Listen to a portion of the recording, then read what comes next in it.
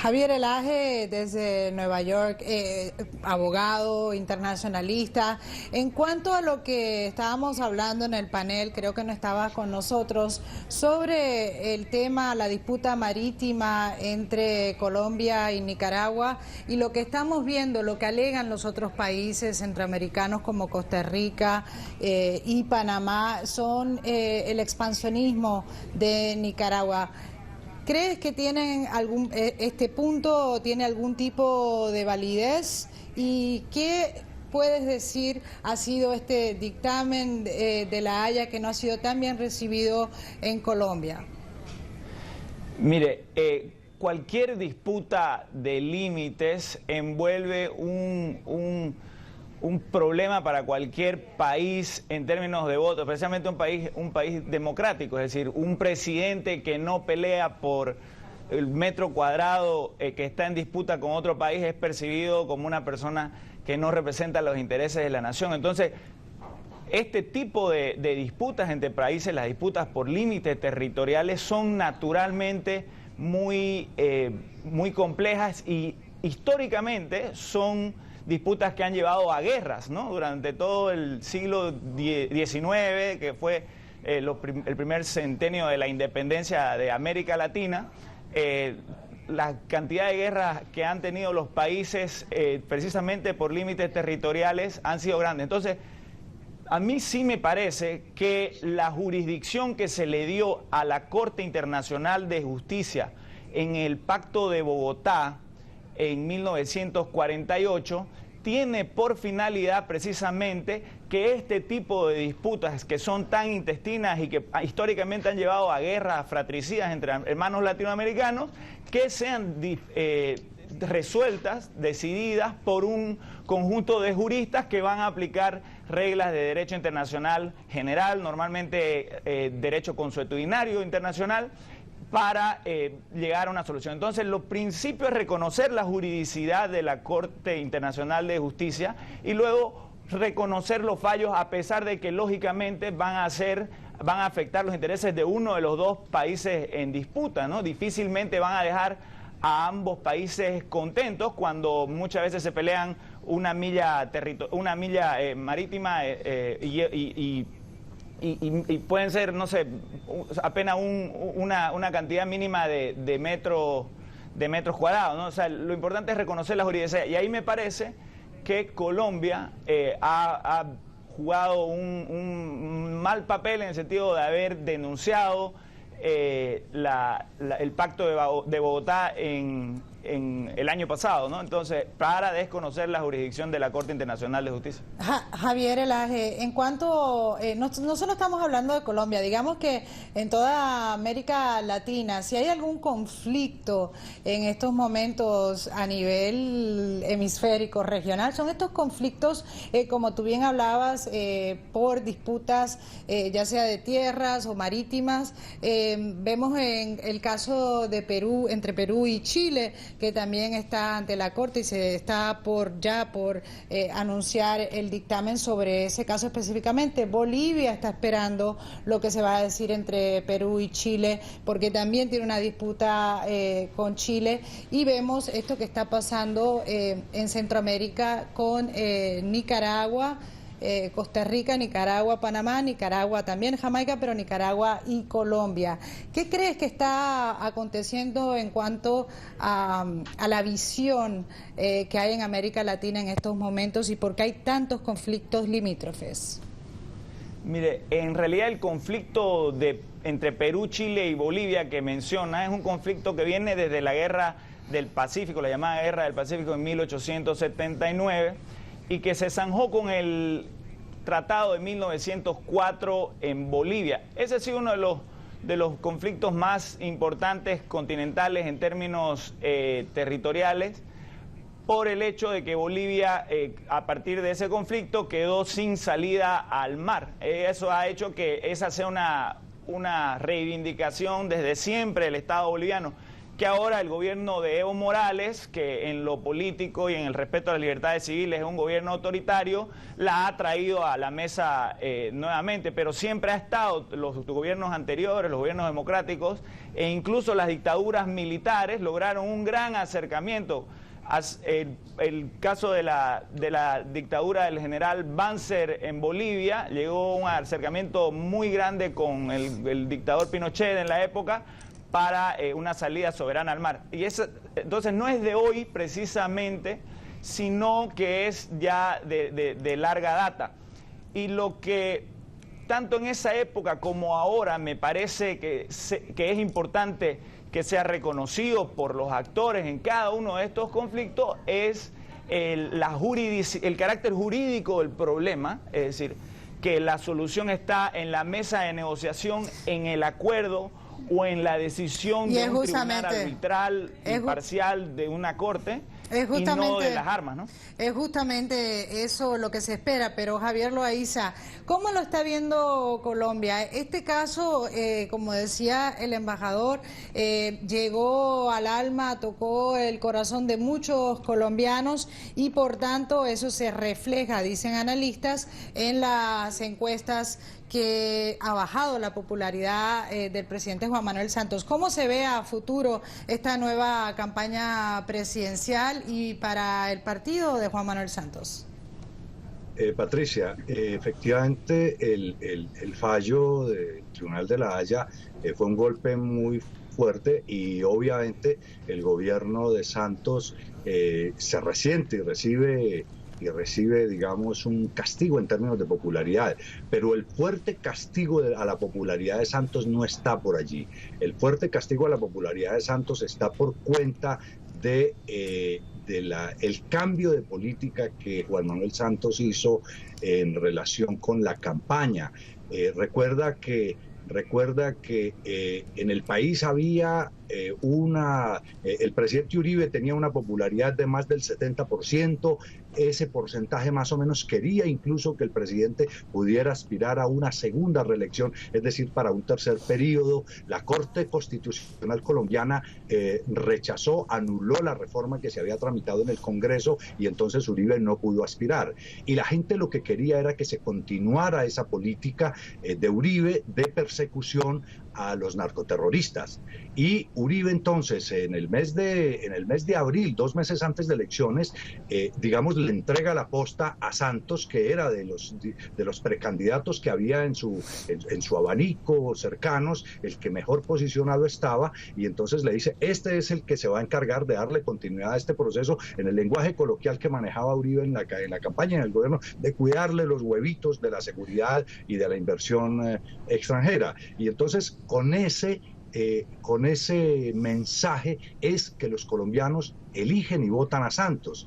Uno podría decir que el voto por Santos fue un voto por Uribe, fue un endoso de Uribe hacia Santos para que continuara la política de persecución a los narcoterroristas que durante 50 años han masacrado, han volado, han secuestrado, han asesinado a mucha gente en este país. Y resulta que Santos se posesiona y empieza a cambiar en una política de acercamiento con Chávez y empieza unas negociaciones con las FARC y a mostrar una cierta debilidad, digamos, unos cambios en esa persecución que los colombianos sentían que era efectiva y que estaba produciendo resultados. Y entonces de ahí se empieza a desmoronar la imagen del presidente Santos. Vamos, Javier Loaiza, al embajador Maes Frechette, que está con nosotros aquí en el estudio. ¿Está de acuerdo con el análisis que estaba haciendo el politólogo colombiano Loaiza sobre cómo se suceden los hechos para la elección del presidente Juan Manuel Santos y cómo el cambio en estrategia, tanto nacionalmente contra las FARC y el narcotráfico, pero internacionalmente con su vecino Venezuela, eso sorprendió a muchos, inclusive a muchos colombianos? Ahora vemos a un Nicolás Maduro que las relaciones siguen estrechas cuando en Venezuela mucho se pregunta, especialmente la oposición, si fue legítimamente elegido, ¿no? Sí, bueno, en primer lugar, el doctor Loaiza tiene toda la razón. El presidente Uribe creyó que Juan Manuel Santos iba a seguir con la política de seguridad democrática, ¿no? De darle palo a la guerrilla y incentivar a la inversión. Sin embargo, lo sorprendió. Pero al comienzo, los sondeos de opinión indicaban que el pueblo colombiano creía que llegar a un acuerdo de paz era positivo. Es solamente en los últimos meses, creo yo, que se ha ido descomponiendo eso, tal vez por el tiempo que ha tomado, ¿no? Primero Santos dijo: tenemos que llegar a un acuerdo en noviembre, porque en noviembre él tiene que anunciar si se candidata o no para la reelección. Después fue alargando la pita, después fue diciembre. Ahora, hace algunos días estaba mencionando que tenía que ser antes de las elecciones. Es decir, el propio periódico El Tiempo, donde en un tiempo trabajó el hermano de Juan Manuel Santos, una larga y distinguida carrera como periodista, dijo ayer que este era el momento decisivo. El momento, en realidad, diciendo ya, basta ya. Estos tipos sí quieren negociar o no quieren negociar. Ahí estamos. Javier Elaje, en cuanto a las negociaciones de paz en La Habana entre las FARC y el gobierno colombiano, hay muchos, digamos, intermediarios en este momento y mucho está en juego, está la paz de Colombia en juego. ¿Consideras Naciones Unidas, tú estás en Nueva York, en una época estuvo bastante involucrada, pero no ha tomado cartas en el asunto, por decir, en estas negociaciones de La Habana? La Organización de las Naciones Unidas, lastimosamente, difícilmente puede creerse que tenga una posición imparcial no imparcial, pero una posición de principios en favor de la democracia y de los derechos humanos en relación con una cosa así, porque lastimosamente el grupo de los 77 y los países no alineados, por lo menos muchos de ellos, han votado siempre en la Organización de las Naciones Unidas a favor de Cuba, ¿no? Y votar a favor de Cuba ha significado votar a favor históricamente de movimientos guerrilleros, marxistas, hoy narcoterroristas, digamos, por la manera en que se financian, pero históricamente esos movimientos eran financiados o por Cuba o por la Unión Soviética. Ese problema ideológico hace que para la Organización de las Naciones Unidas sea difícil ser un interlocutor, en este caso, creíble. Ahora, eso es en cuanto a principio. Ahora, cuando el fin último es alcanzar la paz, es ahí donde un gobierno democrático como el colombiano está dispuesto a sentarse a la mesa de negociación con un movimiento que utiliza acciones de terror con la finalidad de avanzar su objetivo político, que es tomar el gobierno colombiano, el gobierno democrático de Colombia por la fuerza, ¿no? Subvertir el orden constitucional. Entonces, siempre que esta negociación y si la dictadura cubana puede jugar un rol positivo en este aspecto, siempre que esta negociación lleve a una paz duradera, me parece positiva y que los guerrilleros los que han cometido crímenes sean juzgados, sean llevados a la justicia y sean condenados, y los que no puedan tal vez reintegrarse a la vida política colombiana, ¿no? Pero con esto voy a un tema anterior, a su pregunta anterior, en relación a esta emergencia de nuevos conflictos territoriales, en relación a la relación entre el presidente de Colombia y el presidente de Venezuela. Lo que es muy importante, históricamente ha sido importante y hoy más que nunca, es que los gobiernos reconozcan entre sus pares a las democracias, los gobiernos democráticos que respetan el disenso, y a los gobiernos autoritarios. El gobierno venezolano es inaudito que haya pasado 10 años subvirtiendo la Carta Democrática Interamericana, es decir, la Carta Democrática Interamericana es del 2001, erosionando la democracia en su país, siguiendo como modelo a Cuba, que es la única dictadura del hemisferio occidental actualmente, luego de la caída de las dictaduras anticomunistas en los años 70, y que haya esta corriente política antidemocrática que va en esa dirección y que comienza a jugar un rol importante. Entonces, lo que es importante es que quienes Colombia, digamos, que lleve un papel de liderazgo en términos de democracia y que no sea su aliado Venezuela, ¿no? Javier Elaje, vamos a Javier Loaiza. ¿Está de acuerdo con esa opinión de Javier Elaje, que hasta cierto punto, dos cosas, cómo ha afectado a lo que mencionabas anteriormente el problema, o digamos las negociaciones de paz con las FARC, y número dos, las relaciones con Venezuela, que a muchos sorprendió la apertura de Juan Manuel Santos? Sí, Patricia, pues en primer lugar yo creo que con el tema de las FARC hay un error en el enfoque, porque es que una cosa eran las FARC antes de Uribe y otra cosa son las FARC de Uribe, después de Uribe. Se supone que todo lo que hizo el expresidente Uribe con todo el programa de seguridad democrática redujo no solo cuantitativa sino cualitativamente la capacidad de las FARC de tomarse o de dañar el Estado, y los redujo, pues por lo menos numéricamente se estima que a una tercera parte, y los ciudadanos, además los colombianos, casi la totalidad de los colombianos no creen en ningún espíritu o intención benévola o pacífica de las FARC. No las ha creído en los últimos años, en particular después del gobierno de Pastrana.